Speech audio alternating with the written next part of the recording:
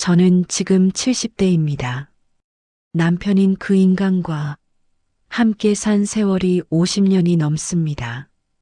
그 인간은 평생을 외도로 한 길을 쭉 걸어갔습니다. 폐 하나 떼어내고도 그러고 싶은지 참 별난 인간입니다. 전 어떻게 이렇게까지 살았나 싶을 때도 있습니다. 하지만 저는 그냥 살았습니다. 그게 제 인생이었으니까요. 제 이야기는 30년 전으로 거슬러 올라갑니다. 시작 전 구독과 좋아요 눌러주시면 참 좋겠습니다. 남편이 쓰러진 날부터 시작됩니다. 그날 새벽 남편이 화장실에서 넘어지는 소리가 났습니다. 여보, 여보, 대답이 없었습니다. 문을 열어보니 남편이 바닥에 쓰러져 있었습니다.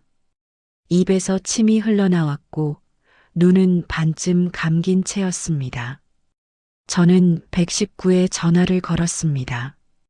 빨리 와주세요. 남편이 쓰러졌어요. 목소리가 떨렸습니다. 병원으로 실려갔습니다. 응급실에서 의사가 나와 말했습니다. 뇌출혈입니다. 지금 바로 수술 들어가야 합니다. 수술하면 괜찮아지나요? 최선을 다하겠습니다. 그 말이 전부였습니다. 수술은 6시간 넘게 걸렸습니다. 저는 복도 의자에 앉아 기도만 했습니다. 아들은 그때 중학생이었습니다. 학교도 못 가고 제 옆에 앉아 있었습니다. 엄마, 아빠 괜찮아질 거지? 응, 괜찮아질 거야. 저도 확신이 없었지만 그렇게 말할 수밖에 없었습니다. 수술은 성공했습니다. 하지만 남편은 예전 같지 않았습니다. 말이 느려졌습니다. 한쪽 팔은 계속 떨렸습니다. 걷는 것도 불편해졌습니다. 의사가 말했습니다. 재활 치료를 꾸준히 하셔야 합니다. 시간이 걸리겠지만 조금씩 나아질 겁니다. 퇴원 후 집에서 간병이 시작됐습니다. 아침에 일어나면 남편을 씻기고 밥을 먹이고 약을 챙겼습니다. 재활 운동도 시켜야 했습니다. 팔다리를 천천히 움직이게 하고 말하기 연습도 시켰습니다. 여보, 천천히. 하나, 둘, 셋. 남편은 힘들어했습니다. 짜증도 많이 냈습니다. 아, 그냥 내버려둬. 안 돼요. 이거 안 하면 더 안 좋아져요. 매일 같은 일의 반복이었습니다. 그런데 문제는 돈이었습니다. 남편은 일을 할 수 없었습니다. 병원비도 계속 나갔습니다. 저는 일을 나가야 했습니다. 처음에는 식당에서 설거지를 했습니다. 아침 일찍 나가서 저녁 늦게 들어왔습니다. 손은 늘 거칠어졌고 허리는 아팠습니다. 하지만 돈을 벌어야 했으니까요. 그러다 식당 일만으로는 부족해서 공장 일도 시작했습니다. 낮에는 식당, 저녁에는 공장. 집에 돌아오면 밤 10시가 넘었습니다. 그때부터 남편 간병을 다시 시작했습니다. 저녁 먹이고, 약 챙기고, 씻기고, 재활 운동 시키고, 잠드는 건 새벽 1시쯤이었습니다. 그러다 보니 제가 쓰러질 것 같았습니다. 특히 낮 시간이 문제였습니다. 제가 일하러 나가면 남편은 혼자 집에 있었습니다. 점심도 못 먹고 약도 제때 못 먹었습니다. 어느 날 집에 돌아왔더니 남편이 화장실에서 또 넘어져 있었습니다. 여보, 괜찮아요? 물 좀. 물. 남편은 하루 종일 물도 제대로 못 마신 거였습니다. 그날 밤 저는 결심했습니다. 누군가 도움이 필요했습니다. 다음 날 동네 파출부 소개소에 갔습니다. 낮 시간에 집에서 환자 돌봐줄 사람 구해요. 소개소 사장님이 명함 하나를 건넸습니다. 이 사람 괜찮을 거예요. 젊고 일도 잘해요. 며칠 뒤 그 사람이 집에 왔습니다. 30대 초반쯤 돼 보이는 여자였습니다. 안녕하세요. 김정아라고 해요. 네, 들어오세요. 저는 그 여자에게 남편 돌보는 법을 가르쳐 줬습니다. 낮 12시에 점심 드리고요. 오후 2시에 약 드려야 해요. 재활 운동도 30분 정도 시켜주시고요. 네, 알겠습니다. 정아 씨는 성실해 보였습니다. 저는 조금 안심이 됐습니다. 첫 며칠은 괜찮았습니다. 집에 돌아오면 남편이 밥도 먹고 약도 먹은 상태였습니다. 오늘 어땠어요? 괜찮았어요. 정아 씨가 잘 챙겨줬어요. 남편은 편안해 보였습니다. 한 달쯤 지났을 때였습니다. 제가 일찍 집에 들어온 날이 있었습니다. 공장에서 일이 일찍 끝났거든요. 현관문을 열었는데 집안이 조용했습니다. 여보, 정아 씨? 대답이 없었습니다. 거실로 들어갔습니다. 아무도 없었습니다. 안방 문이 살짝 열려 있었습니다. 안을 들여다봤습니다. 그 순간 제 심장이 멎는 것 같았습니다. 남편과 정아 씨가 침대에 누워 있었습니다. 둘 다 옷을 제대로 입지 않은 상태였습니다. 저는 그 자리에서 얼어붙었습니다. 뭐 하는 거예요? 제 목소리가 떨렸습니다. 남편이 화들짝 놀라 일어났습니다. 아, 이게 뭐예요? 설명해 보세요. 정아 씨는 옷을 주워 입으며 황급히 나갔습니다. 현관문이 쾅 닫히는 소리가 났습니다. 남편은 말을 더듬었습니다. 미안해. 미안하다고요? 이게 미안하다는 말로 끝날 일이에요? 저는 울었습니다. 그동안 제가 얼마나 고생했는데, 남편을 살리려고 얼마나 애를 썼는데, 그런데 이게 뭡니까? 남편은 고개를 떨궜습니다. 나도 어쩔 수 없었어. 어쩔 수 없었다고요? 외로웠어. 당신은 맨날 일만 나가고, 저는 기가 막혔습니다. 제가 왜 일을 나갔는데요? 당신 병원비 내려고 밥 먹여 살리려고 나간 거잖아요. 그래도 난 힘들었어. 말이 안 통했습니다. 그날 밤 저는 잠을 한숨도 못 잤습니다. 머릿속이 복잡했습니다. 이혼을 해야 하나? 하지만 아들이 아직 어렸습니다. 그리고 남편은 아직 완전히 회복되지 않았습니다. 저는 고민했습니다. 며칠을 고민했습니다. 그러던 중 남편이 먼저 말을 꺼냈습니다. 나 이혼하고 싶어. 뭐라고요? 이혼하자. 나 이제 괜찮아졌어. 혼자 살 수 있어. 남편은 재활치료 덕분에 많이 회복된 상태였습니다. 말도 거의 정상으로 돌아왔고 걷는 것도 괜찮아졌습니다. 그럼 정아 씨랑 사실 거예요? 남편은 대답하지 않았습니다. 그 침묵이 답이었습니다. 저는 한숨을 쉬었습니다. 알았어요. 이혼하죠. 더 이상 붙잡고 싶지 않았습니다.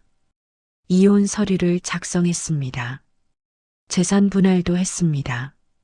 남편은 자기 몫을 챙겨서 나갔습니다. 아들은 그때 중학교 3학년이었습니다. 엄마, 아빠는 왜 나간 거야? 아빠가 그러고 싶대. 우리는 어떻게 돼? 우리는 우리끼리 잘 살 거야. 아들은 아무 말도 하지 않았습니다. 하지만 그 눈빛이 제 가슴을 찔렀습니다.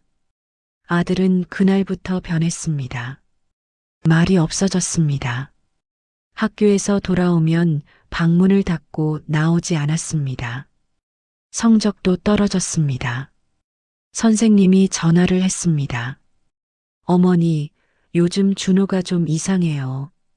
수업 시간에도 멍하니 있고 친구들하고도 안 어울리고 제가 좀 신경 쓰겠습니다. 하지만 저도 어쩔 수가 없었습니다.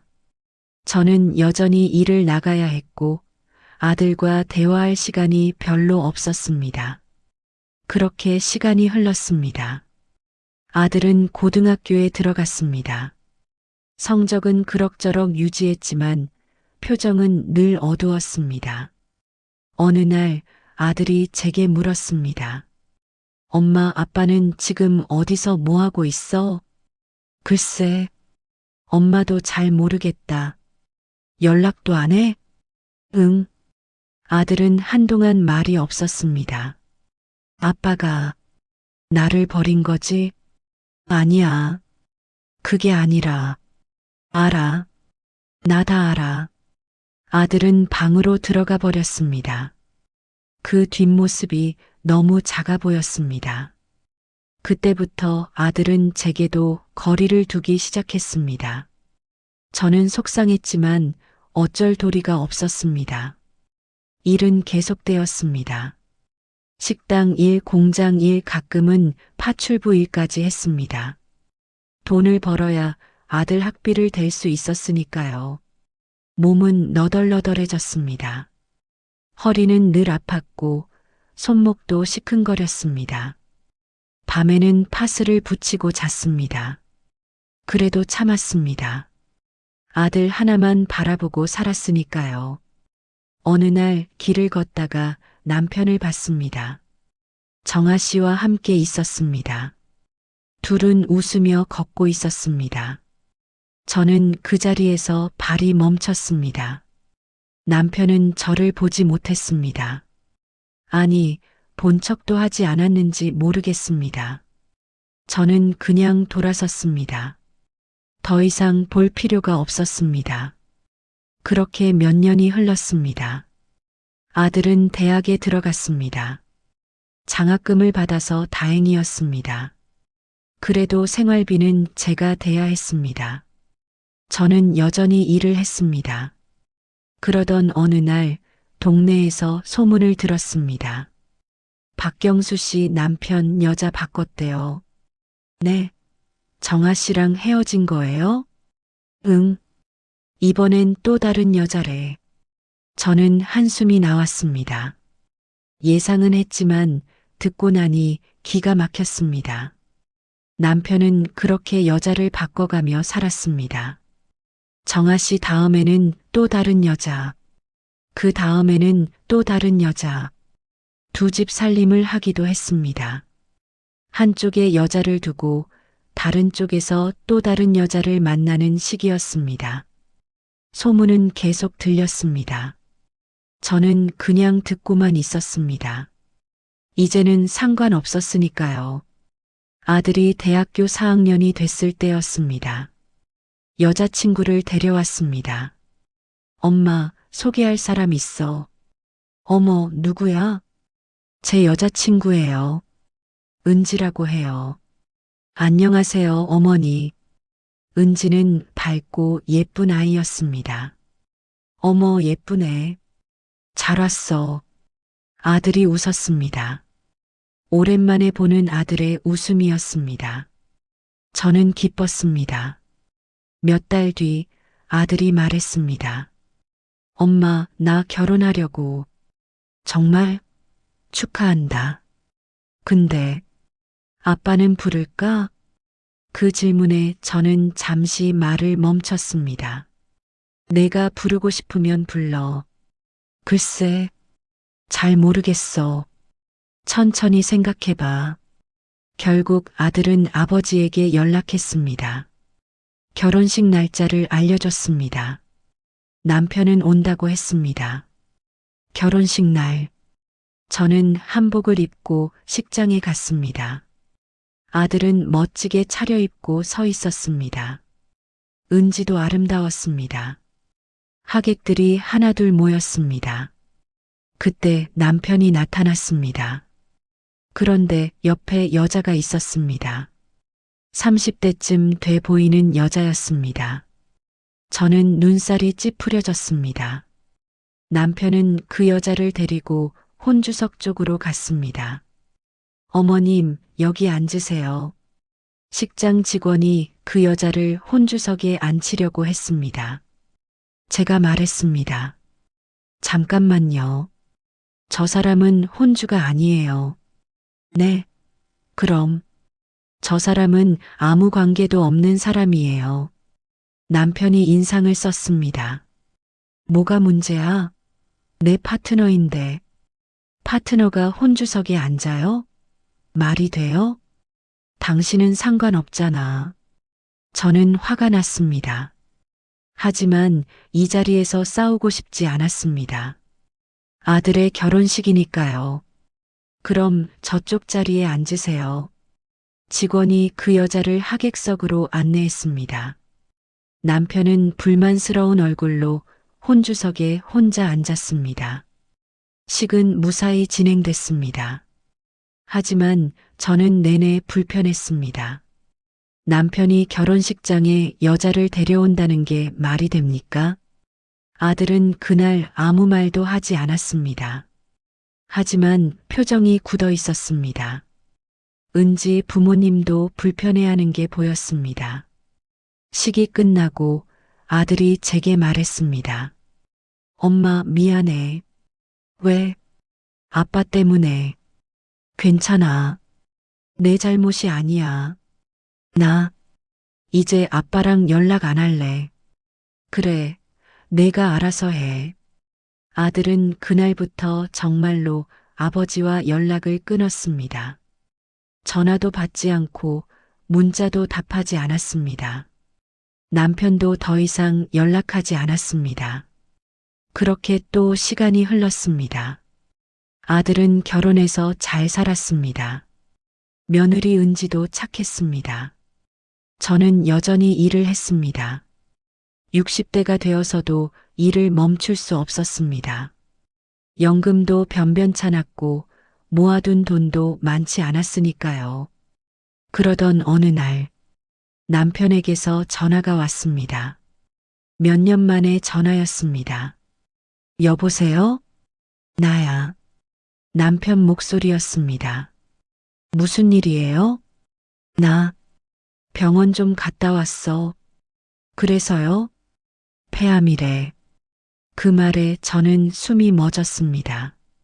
폐암이요? 응. 수술해야 한대. 폐 한쪽을 떼어내야 한대. 남편 목소리가 떨렸습니다. 그래서 어쩌라고요? 도와줄 수 있어? 저는 한참 말이 없었습니다. 이 사람이 지금 뭐라고 한 겁니까?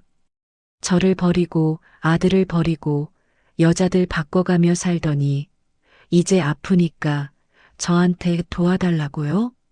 안 돼요. 제발, 나 혼자는 못해.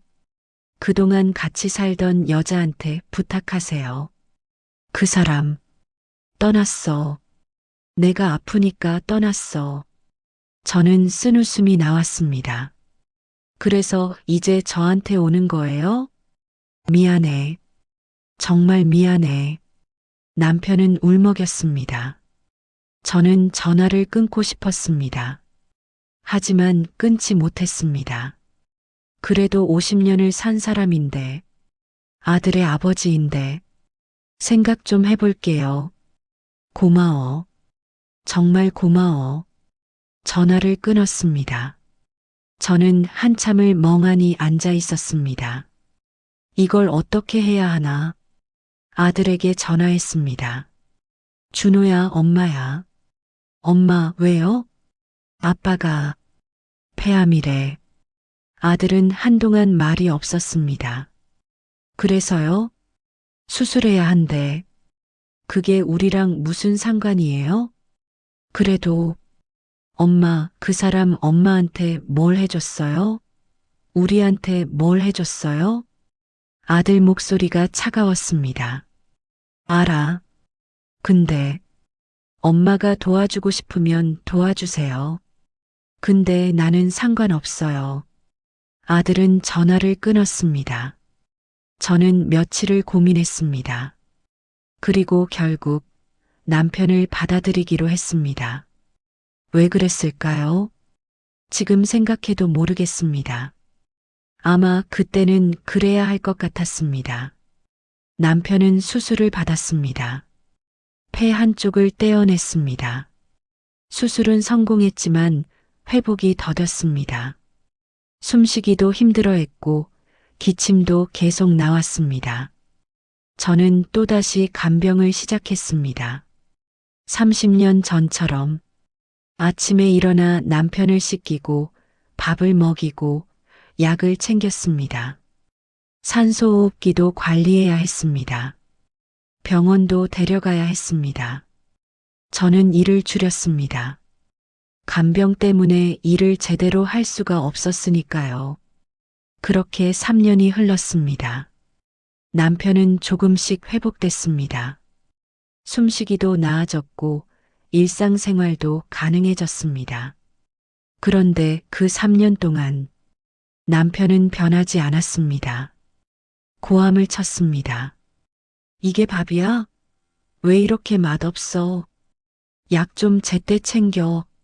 뭐 하는 거야? 물건도 집어던졌습니다.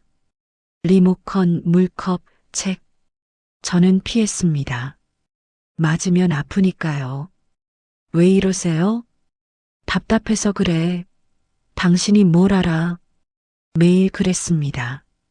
저는 참았습니다. 그냥 참았습니다. 어느 날 빨래를 하다가 남편 바지 주머니를 확인했습니다. 그냥 휴지나 영수증이 있나 싶어서요. 그런데 작은 약봉지가 나왔습니다. 펼쳐봤습니다. 정력제였습니다. 저는 손이 떨렸습니다. 이게 뭡니까? 폐암 수술을 받고 간신히 회복 중인 사람이 정력제를 먹다니. 저는 장롱을 뒤졌습니다. 그리고 발견했습니다. 숙박업소 카드 영수증. 날짜를 보니 한 달 전이었습니다. 제가 아들 집에 다녀온 날이었습니다. 그날 남편은 혼자 집에 있었습니다. 저는 그날 밤 남편을 마주했습니다. 이게 뭐예요? 영수증을 던졌습니다. 남편은 잠시 당황했지만 곧 태연하게 말했습니다. 그냥 친구 만났어. 거짓말 마세요. 정력제까지 먹으면서 친구 만났어요? 남편은 대답하지 않았습니다. 누구예요? 또 여자 만난 거예요? 그래. 담담하게 인정했습니다. 저는 기가 막혔습니다. 제가 3년 동안 뭘 했는데요? 당신 살리려고 얼마나 애썼는데요? 미안해. 미안하다고 끝이에요? 그럼 어쩌라고. 난 외로웠어.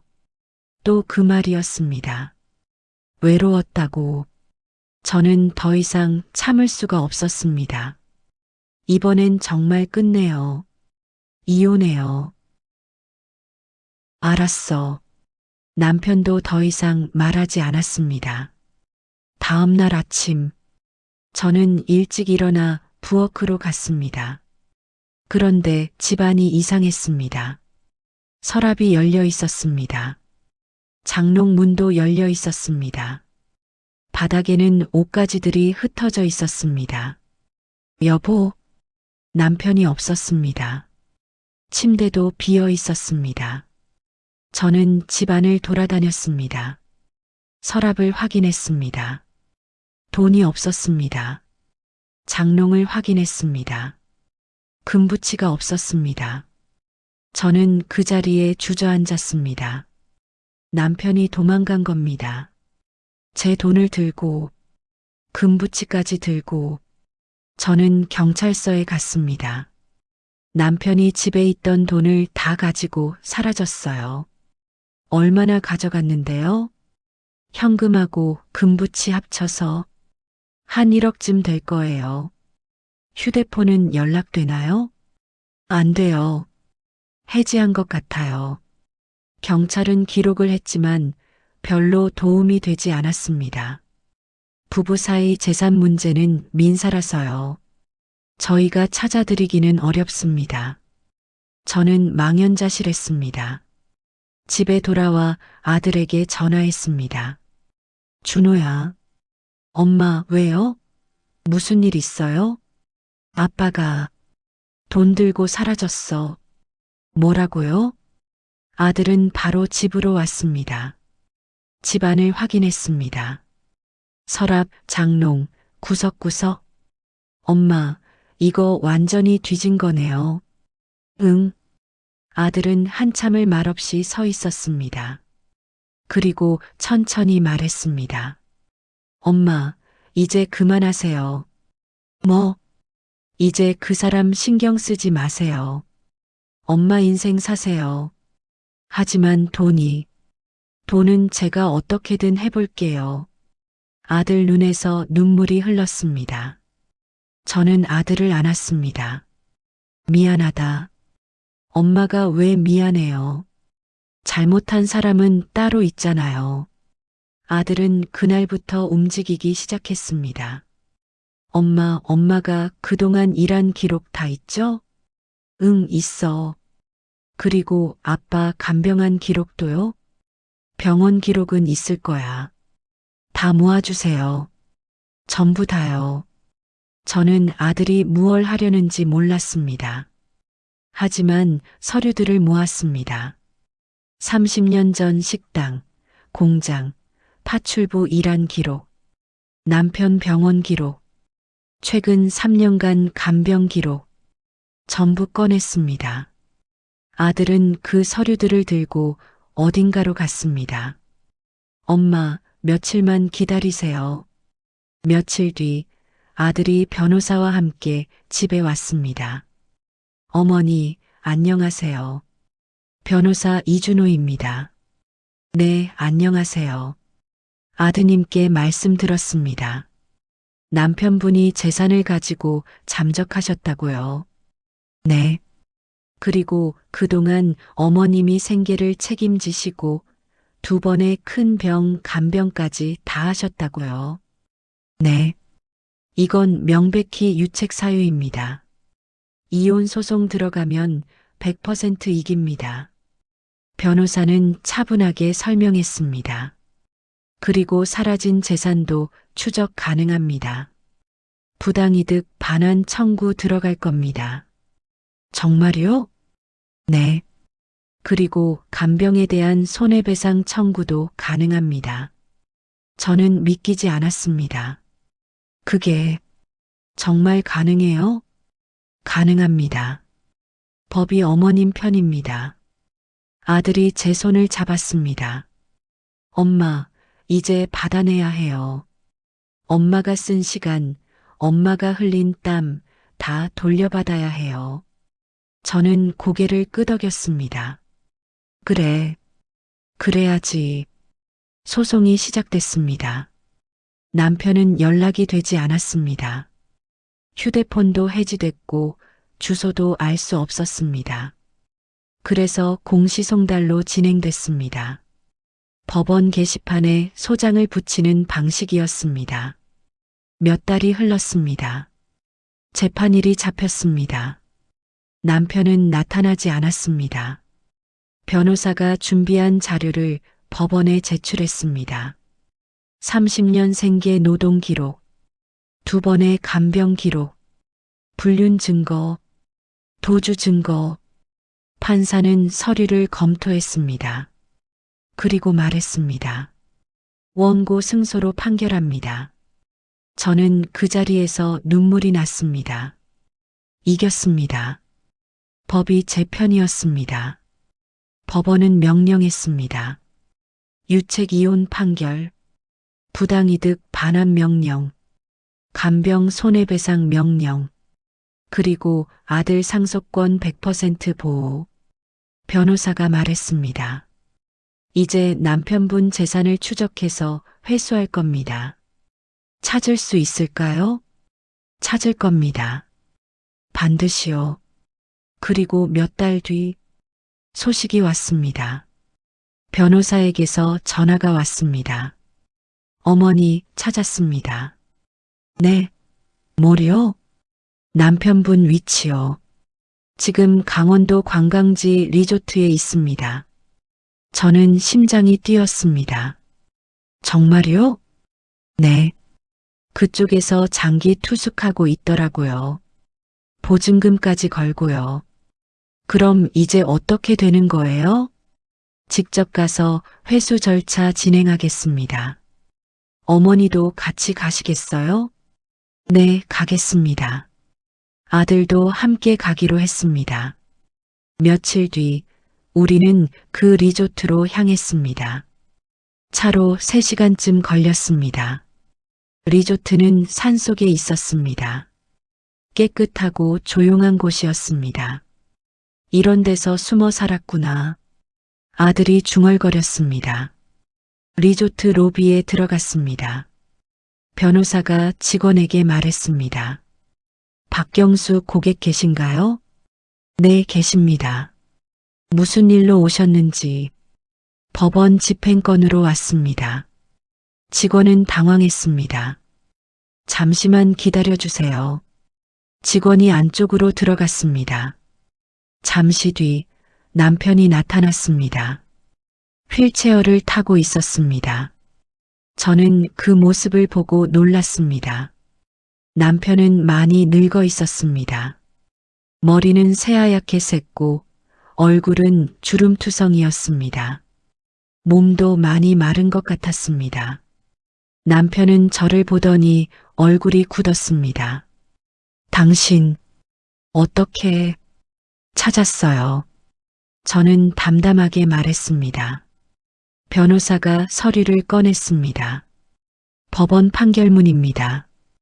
부당이득 반환 및 손해배상 집행건입니다.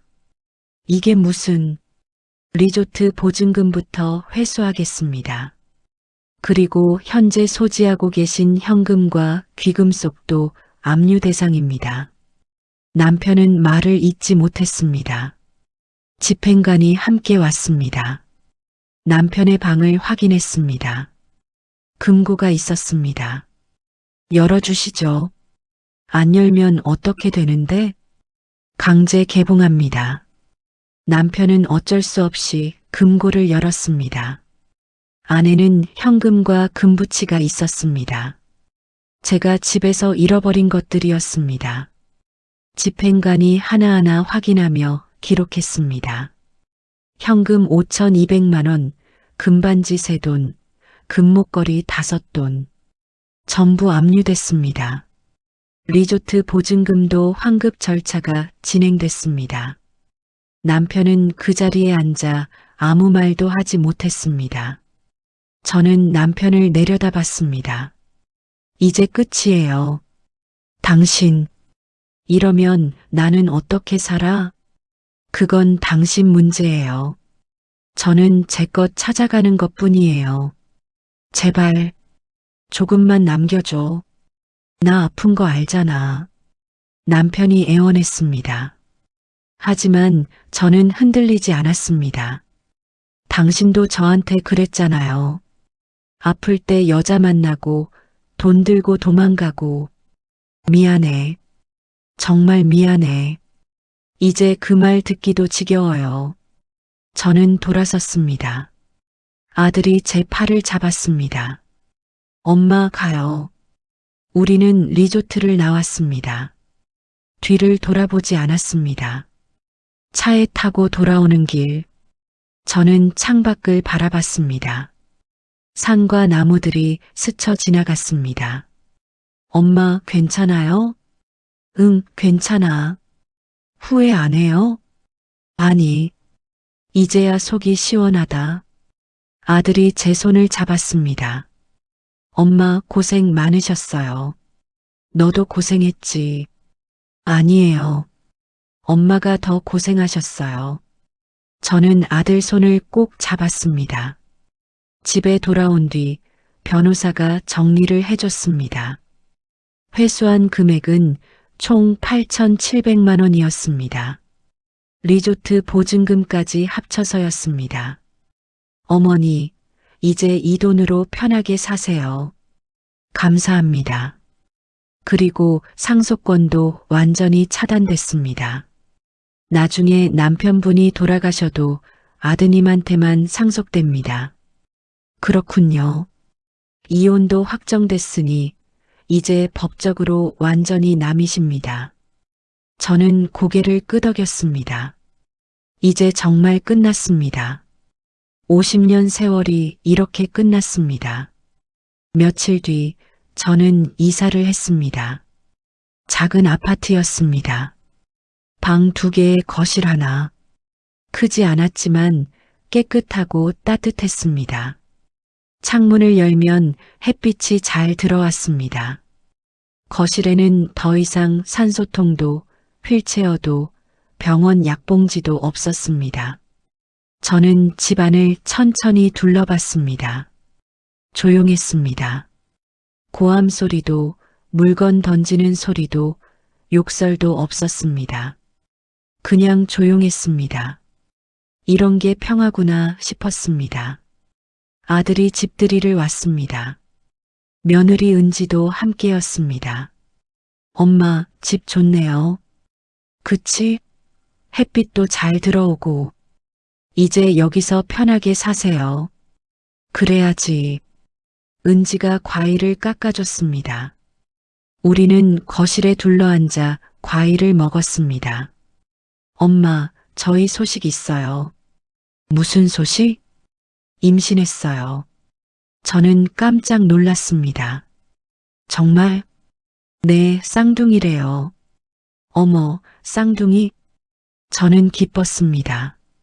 손주가 생긴다니. 그것도 둘이나. 축하한다, 정말. 엄마, 애들 태어나면 자주 데려올게요. 그래, 그래야지. 저는 며느리 손을 잡았습니다. 고맙다. 우리 준호 잘 부탁해. 제가 더 감사하죠. 좋은 남편 만났어요. 우리는 웃었습니다. 그날 저녁 아들 부부가 돌아간 뒤 저는 혼자 창가에 앉았습니다. 밖에는 별이 떠 있었습니다. 예전에는 별 볼 시간이 없었습니다. 일하고 집 돌아와서 남편 간병하고 집안일하고 그러다 쓰러지듯 잠들었으니까요. 이제는 이렇게 앉아서 별도 볼 수 있습니다. 조용히 차도 마실 수 있습니다. 아무도 저한테 소리 지르지 않습니다. 이게 제 인생입니다. 이제부터 몇 달 뒤 손주들이 태어났습니다. 정말 쌍둥이였습니다. 남자아이 하나, 여자아이 하나. 저는 병원에 달려갔습니다. 신생아실 유리창 너머로 아이들을 봤습니다. 작고 빨간 얼굴, 손은 주먹을 쥐고 있었습니다. 어머니 예쁘죠? 은지가 옆에서 말했습니다. 응, 예뻐. 정말 예뻐. 저는 눈물이 났습니다. 이 아이들은 행복하게 자랄 겁니다. 소리 지르는 할아버지도 없고 물건 던지는 사람도 없는 집에서 사랑 속에서 자랄 겁니다. 퇴원 후 아들 부부가 집에 자주 왔습니다. 쌍둥이를 데려왔습니다. 저는 아이들을 안았습니다. 작고 따뜻했습니다. 할머니가 안아줄게. 아이들은 제 품에서 잠들었습니다. 저는 두 아이를 번갈아 안으며 속삭였습니다. 이 집에서는 소리내서 웃어도 되는 거야. 무서운 사람 없어. 할머니가 지켜줄게. 아이들은 새근새근 숨을 쉬었습니다. 그 모습을 보니 마음이 편안해졌습니다. 어느 날 아들이 물었습니다. 엄마, 아빠 소식 궁금하지 않아요? 아니, 정말요? 응, 이제 상관없어. 저도 그래요. 전화도 안 받고 연락도 안 하고 있어요. 그래, 그게 맞아. 은지도 그 사람 얘기 꺼내지 말래요. 며느리가 현명하네. 우리는 웃었습니다. 그 사람은 우리 인생에서 지워졌습니다. 이름도, 기억도, 감정도 살아있지만 이미 끝난 사람입니다. 더 이상 우리를 괴롭힐 수 없습니다. 계절이 바뀌었습니다. 봄이 왔습니다. 아파트 앞 공원에 꽃이 폈습니다. 저는 산책을 나갔습니다. 요즘은 매일 산책을 합니다. 예전에는 할 수 없었던 일입니다. 공원을 천천히 걸었습니다. 벤치에 앉아 쉬기도 했습니다. 옆 벤치에 할머니 한 분이 앉아 계셨습니다. 날씨 좋네요. 그분이 말을 걸었습니다. 네, 정말 좋아요. 혼자 사세요? 네. 자식은 있는데 따로 살아요. 그래도 자주 보시나 봐요. 표정이 밝으세요. 그런가요? 네. 편안해 보이세요. 저는 웃었습니다. 편안하다는 말. 오랜만에 듣는 말이었습니다. 감사합니다. 집으로 돌아오는 길, 저는 문득 생각했습니다. 나는 버틴 사람이 아니구나. 살아남은 사람이구나. 그리고 이제는 사는 사람이구나. 집에 들어와 창문을 열었습니다. 햇빛이 쏟아져 들어왔습니다. 바람도 불어왔습니다. 따뜻한 봄바람이었습니다. 저는 그 바람을 맞으며 서 있었습니다. 오래오래, 며칠 뒤 아들이 아이들을 데리고 왔습니다. 엄마, 오늘 저녁 같이 먹어요. 그래, 뭐 해줄까? 엄마 된장찌개요. 알았어. 저는 부엌으로 갔습니다. 된장찌개를 끓였습니다. 아이들은 거실에서 놀고 있었습니다. 웃음소리가 들렸습니다. 아들과 며느리도 웃고 있었습니다. 저는 국을 저으며 그 소리를 듣습니다. 이 소리가 좋았습니다. 이 웃음이 좋았습니다. 이 평화가 좋았습니다. 밥상을 차렸습니다. 우리는 둘러앉아 밥을 먹었습니다. 할머니, 맛있어요. 그래, 많이 먹어. 아이들이 밥을 잘 먹었습니다. 아들도 며느리도 맛있게 먹었습니다. 저는 그 모습을 보며 밥을 먹었습니다. 이게 가족이구나. 이게 진짜 가족이구나. 밥을 다 먹고 설거지를 했습니다. 며느리가 도와줬습니다. 어머니, 제가 할게요. 아니야, 같이 하자. 우리는 나란히 서서 설거지를 했습니다. 물소리가 좋았습니다. 거실에서는 아들이 아이들과 놀고 있었습니다. 아빠 놀아줘. 그래, 뭐하고 놀까? 숨바꼭질. 아이들 웃음소리가 집안을 가득 채웠습니다. 저는 설거지를 하다 멈추고 그 소리를 들었습니다. 이런 소리가 있는 집, 이런 웃음이 있는 집, 이게 제가 원했던 겁니다. 50년을 기다린 겁니다. 설거지를 마치고 거실로 나갔습니다. 아이들이 제게 달려왔습니다. 할머니, 왜? 같이 놀아요. 그래, 뭐하고 놀까? 그림 그려요. 아이들은 종이와 크레파스를 가져왔습니다. 저는 바닥에 앉았습니다. 아이들과 나란히 앉아 그림을 그렸습니다. 한 아이는 해를 그렸습니다. 다른 아이는 꽃을 그렸습니다. 할머니는 뭐 그릴 거예요? 할머니는 집을 그려야겠다. 집이요? 응, 우리 집. 저는 집을 그렸습니다. 지붕이 있고 문이 있고 창문이 있는 집. 그 안에 사람들을 그렸습니다. 할머니, 아빠, 엄마, 아이 둘. 와, 우리다. 아이들이 좋아했습니다. 저는 웃었습니다. 그치? 우리야. 그날 밤 아들 가족이 돌아간 뒤 저는 그림을 냉장고에 붙였습니다. 자석으로 고정했습니다. 아이들이 그린 해와 꽃, 제가 그린 집, 매일 이 그림을 보면서 살 겁니다. 잠자리에 누웠습니다. 이불을 덮었습니다. 조용했습니다. 평화로웠습니다. 저는 눈을 감았습니다. 내일은 또 어떤 날일까? 아마 오늘처럼 평범한 날이겠죠. 장 보러 가고, 산책하고, 친구 만나고, 그렇게 평범하게 사는 날. 그게 좋습니다.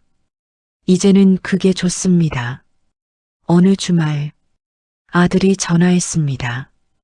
엄마, 내일 놀이공원 갈 건데 같이 갈래요? 놀이공원을? 할머니가? 네. 애들이 할머니랑 같이 가고 싶대요. 그래, 그럼 가야지. 다음 날 우리는 놀이공원에 갔습니다. 아이들은 신이 났습니다. 할머니, 저거 타요. 어디? 회전목마요. 우리는 회전목마를 탔습니다. 저는 아이 옆에 앉았습니다. 음악이 흘러나오고 목마가 천천히 돌았습니다. 아이가 웃었습니다. 저도 웃었습니다. 언제 이런 걸 타봤나 싶었습니다. 젊었을 때도 이런 곳에 온 기억이 없습니다. 항상 일만 했으니까요. 하지만 지금은 다릅니다. 이제는 이럴 수 있습니다. 놀이공원을 돌아다니며 구경했습니다. 솜사탕도 사 먹고 사진도 찍었습니다. 할머니, 여기서 찍어요. 아이들이 포즈를 잡았습니다. 아들이 사진을 찍었습니다. 자, 하나, 둘, 셋. 찰칵. 사진 속 우리는 모두 웃고 있었습니다. 저도 아들도 며느리도 아이들도 모두 행복해 보였습니다. 집으로 돌아오는 차 안. 아이들은 피곤한지 잠들었습니다. 저는 창밖을 봤습니다. 해가 지고 있었습니다. 노을이 예뻤습니다. 엄마, 재밌었어요? 응, 재밌었어. 다음에 또 가요. 그래. 저는 아들을 봤습니다. 많이 컸습니다. 어느새 가장이 됐고 아빠가 됐습니다. 준호야. 네. 고마워. 왜요? 그냥 내가 있어서. 아들이 웃었습니다. 저야말로 감사하죠. 엄마 덕분에 잘 컸어요. 많이 힘들었지? 괜찮았어요. 엄마가 더 힘드셨잖아요. 저는 아들 손을 잡았습니다. 이제는 안 힘들어. 저도요. 우리는 손을 잡은 채 집으로 향했습니다. 며칠 뒤 동네 친구를 만났습니다. 오랜만에 만나는 친구였습니다. 어머, 박경순의 집사람? 그래, 나야. 오랜만이다. 어떻게 지내? 응, 잘 지내. 우리는 카페에 앉았습니다. 커피를 마시며 이야기를 나눴습니다. 남편은 어떻게 됐어? 친구가 조심스럽게 물었습니다. 이혼했어. 어머, 정말? 응, 작년에. 그래도 괜찮아? 응, 오히려 좋아. 친구는 놀란 표정이었습니다. 진짜 좋아 보인다. 표정이 밝아졌어. 그래. 응. 예전에는 늘 피곤해 보였는데 저는 웃었습니다. 이제 좀 살만해. 다행이다. 정말 다행이야. 친구와 오래 이야기를 나눴습니다. 살아온 이야기, 앞으로의 이야기, 웃기도 하고 울기도 했습니다. 헤어질 때 친구가 말했습니다. 자주 만나자. 그래, 자주 보자. 그때 친구가 한마디 덧붙였습니다. 참, 박경수 씨 소식 들었어? 아니, 요양원에 있대. 뇌출혈이 또 온 거래. 저는 잠시 말이 멈췄습니다. 그래, 응. 혼자 쓸쓸하게 있다더라. 가족도 없고 찾아오는 사람도 없대. 그렇구나. 안 궁금해? 아니, 이제 그 사람 인생이랑 내 인생은 상관없으니까. 친구는 고개를 끄덕였습니다. 그래, 그게 맞아. 내가 잘 산 거야. 집으로 돌아오는 길, 저는 기분이 복잡하지 않았습니다. 남편이 어디서 무엇을 하든 이제는 정말 상관없었습니다. 그 사람의 선택이 그 사람의 결과를 만든 것뿐입니다. 저는 제 길을 걸었고 그 사람은 그 사람 길을 걸은 겁니다. 집에 도착했습니다. 현관문을 열고 들어갔습니다. 조용하고 평화로운 제 집이었습니다. 저녁에 혼자 밥을 먹었습니다. 혼자 먹어도 괜찮았습니다. 조용히 먹을 수 있으니까요. 누가 소리 지르지 않으니까요. 밥을 다 먹고 설거지를 했습니다. TV를 켰습니다. 드라마가 나왔습니다. 저는 소파에 앉아 드라마를 봤습니다. 예전에는 이럴 시간이 없었습니다. 지금은 있습니다. 이런 평범한 시간이 좋습니다. 밤이 깊었습니다. 저는 잠자리에 들었습니다. 내일도 평범한 하루겠지요. 장 보고, 청소하고, 산책하고, 그렇게 평범하게. 그게 행복입니다. 어느 날 아들에게서 연락이 왔습니다. 엄마, 이번 주말에 우리 집 올래요? 왜?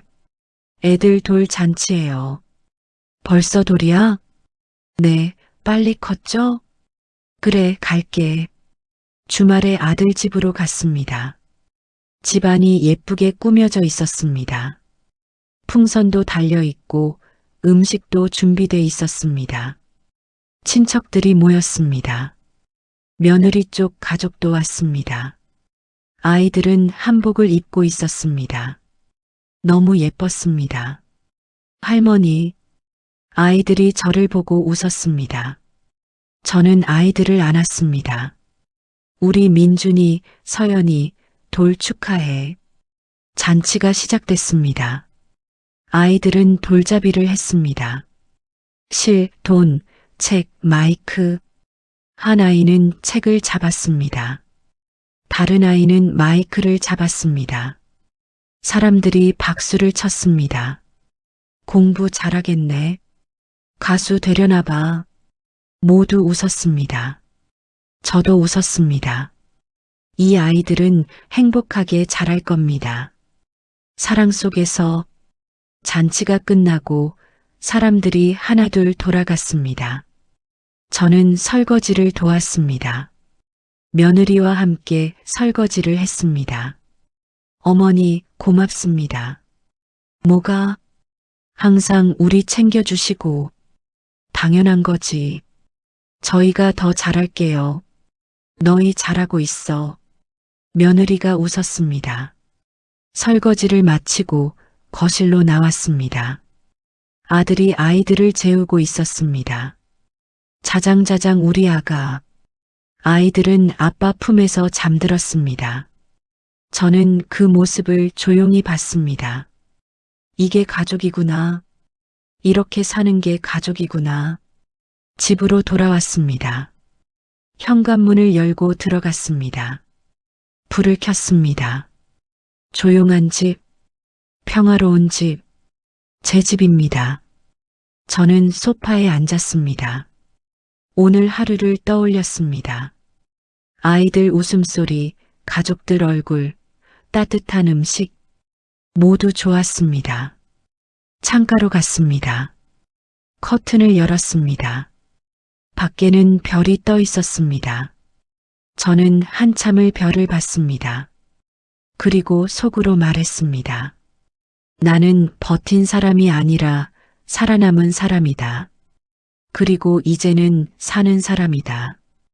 어딘가 요양원에서 혼자 누워있을 그 사람. 가족도 없이, 찾아오는 이도 없이.